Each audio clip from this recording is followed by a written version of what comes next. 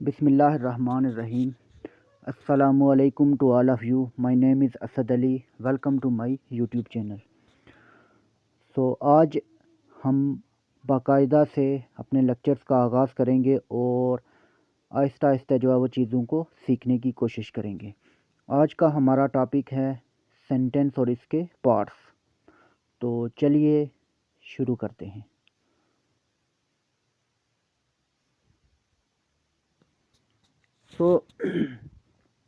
सबसे पहले हम देखेंगे कि सेंटेंस क्या होता है, इसके कंसेप्ट को समझने की कोशिश करेंगे और फिर हम इसके पार्ट्स की तरफ बढ़ेंगे। तो सबसे पहले हम देखते हैं कि सेंटेंस क्या होता है। What is a sentence. अब सेंटेंस की जो डेफिनेशन दी गई है कि a sentence is a group of words that expresses a complete thought consisting of a subject and a predicate. इसको हम समझने की कोशिश करते हैं। पहली बात जो इसमें बताई गई है कि ये ग्रुप ऑफ वर्ड्स होता है, group of words that expresses a complete thought. और जो दूसरी बात इसमें बताई गई है कि एक कंप्लीट थाट इसमें जो होती है वो बताई जाती है। तो इसका मतलब कि ऐसा अल्फाज का ऐसा मजमुआ, जब बहुत सारे अल्फाज आपस में जमा होकर जुड़ जाएं और वो एक ऐसा थाट दें, एक ऐसा सेंस दें कि जो पूरा कंप्लीटली अंडरस्टैंडेबल हो, उसको हम जुमला कहेंगे। और जो दूसरी बात कही गई है कि इसमें एक सब्जेक्ट और एक प्रेडिकेट भी होना चाहिए। सब्जेक्ट क्या होता है और प्रेडिकेट क्या होता है, ये हम वीडियो में आगे चलकर देखेंगे। सबसे पहले हम इसके पहले हिस्से को समझने की कोशिश करते हैं कि इसमें जो है वह एक मुकम्मल थाट होना चाहिए, मुकम्मल सेंस देना चाहिए, यानी कि पूरा मतलब हमें इसका समझ में आ जाए। तो अगर हम इसकी एग्जांपल देखें, दे आर वेरी हैप्पी, वो बहुत खुश हैं। अब इस जुमले में देखें कि हमें पूरा मतलब जो है वो समझ में आ रहा है, पूरा सेंस जो है वो इसका हमें समझ में आ रहा है। आगे चलें एक और एग्जांपल की तरफ। तो it has been raining since morning, कि सुबह से बारिश हो रही है। अब यहाँ पे भी हमें पूरा मतलब समझ आ रहा है कि पूरा सेंस बन रहा है कि सुबह से जो है वो बारिश लगी हुई है और अभी तक वो जारी है।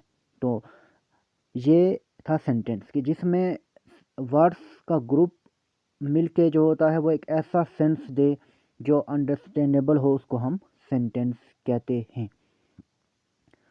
अगर हम मज़ीद आगे चलें तो इसके लिए जो होती हैं 3 कंडीशंस जो होती हैं वो लाजमी होती हैं एक सेंटेंस बनाने के लिए, कंप्लीट सेंटेंस बनाने के लिए।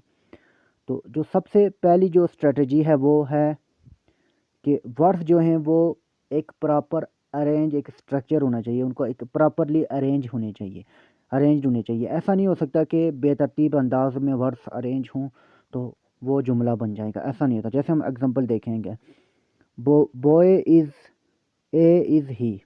अब इस जुमले को अगर आप देखें तो इसको हम सेंटेंस नहीं कह सकते, क्योंकि इसका जो है वो हमें पूरा मतलब समझ में नहीं आ रहा। वर्ड्स जो है वो बिखरे हुए हैं, तरतीब से नहीं हैं।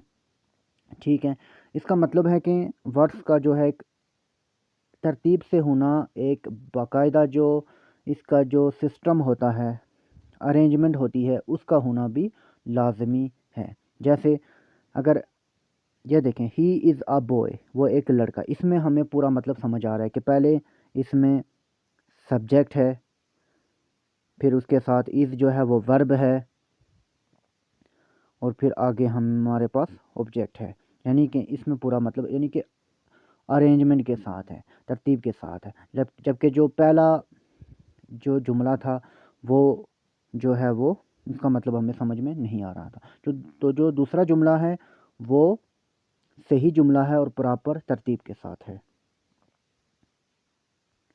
अच्छा, अगर हम इसकी दूसरी शर्त की तरह देखें तो both a subject and verb must be part of a sentence, कि सब्जेक्ट और वर्ब दोनों का जुमले में होना लाजमी है, कि सब्जेक्ट भी होना चाहिए और वर्ब भी होना चाहिए।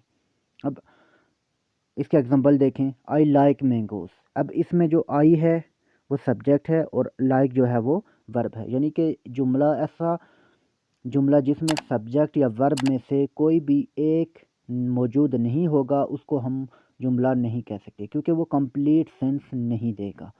लेकिन बाज़ दफ़ा ये होता है कि जो सब्जेक्ट होता है वो लिखा नहीं जाता लेकिन उसको समझा जाता है। जैसे इम्पेरेटिव सेंटेंसेस में होता है, जैसे ये जुमला है कि सिट डाउन, बैठ जाओ। अब इसमें सिट डाउन में जो सब्जेक्ट है वो यू है, जो कि लिखा नहीं जाता। You is not mentioned but it is understood, लेकिन इसको समझा जाता है। जैसे इम्पेरेटिव सेंटेंसेस में बहुत मतलब सब्जेक्ट अक्सर जो होता है वो मेंशन नहीं होता, बल्कि क्या होता है, वो अंडरस्टूड होता है। जैसे हम कह सकते हैं स्टैंड अप। अब स्टैंड अप किसको कहा जाता है? यकीनन जो सामने होता है, और सामने कौन होता है? उसको हम यू कहते हैं। तो यू जो होता है वो सब्जेक्ट होता है जो कि अंडरस्टूड होता है। अगर हम मज़ीद आगे बढ़ें तो हमें तीसरी बात है मीनिंग्स। अब सेंटेंस जो होता है उसकी जो तीसरी जो लाजमी पार्ट होता है वो मीनिंग्स, कि वो जो जुमला है वो किस तरह का मीनिंग दे रहा है। ये कोई सवाल पूछ रहा है, कोई हुक्म दे दिया जा रहा है जुमले में, या फिर कोई बात पहुंचाई जा रही है, पैगाम दिया जा रहा है, कोई दवाइया बात की जा रही है, कोई अफसोस खुशी वगैरह का इजहार किया जाता है। तो ये भी इस लिहाज से भी हम देखते हैं, यानी कि मुख्तलिफ़ तरह के जुमले होते हैं। ये हम आगे आने वाली वीडियोस में इसके जो टाइप्स होती हैं मीनिंग के लिहाज से वो भी हम तफसील से देखेंगे। जैसे एग्जांपल है, डू यू प्ले क्रिकेट, क्या तुम क्रिकेट खेलते हो। अब यहाँ पे ये देखें, ये इंटरोगेटिव जुमला है, ठीक है, यानी कि इसमें सवाल पूछा जा रहा है। शी इज़ माई सिस्टर, इसमें इंफॉर्मेशन दी जा रही है, एक स्टेटमेंट दी जा रही है कि वो मेरी बहन है। तो इस तरह के लिहाज से भी हम देखते हैं, मीनिंग्स के लिहाज से भी। अब अगर हम आगे चलें तो इसके पार्ट्स आ जाते हैं। तो सेंटेंस के दो पार्ट्स होते हैं, जैसा कि हमने शुरू में इसकी डेफिनेशन में देखा था, सब्जेक्ट एंड प्रेडिकेट। तो सब्जेक्ट एंड प्रेडिकेट दोनों सेंटेंस में होंगे तभी जाकर वो सेंटेंस कंप्लीट होगा और मीनिंगफुल सेंटेंस होगा।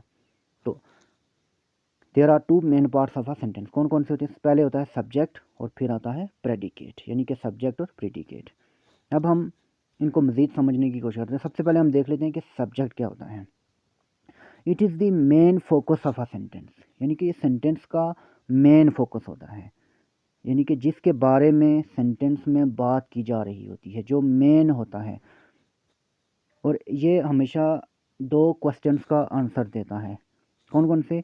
हु और व्हाट, यानी कि हु कौन और व्हाट या फिर क्या, ठीक है। ये हम एग्जांपल देखेंगे तो इसकी समझ आ जाएगी। उससे पहले हम देख लेते हैं कि प्रीडिकेट क्या होता है। Predicate it contains verb and provides information about the subject, कि इसमें वर्ब होता है। इसकी पहचान ये है कि इसमें वर्ब मौजूद होता है, यानी कि वर्ब से हमें पता चलता है कि ये प्रीडिकेट है। इसका मेन जो पार्ट होता है, प्रीडिकेट का जो मेन वर्ड होता है वो वर्ब होता है, और ये इंफॉर्मेशन देता है हमें किसके बारे में?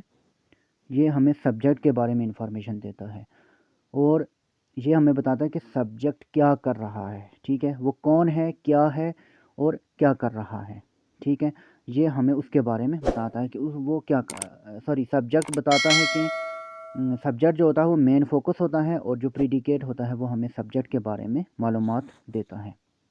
इसकी अगर हम एग्जांपल देखें तो माई ब्रदर एट आइसक्रीम, ठीक है।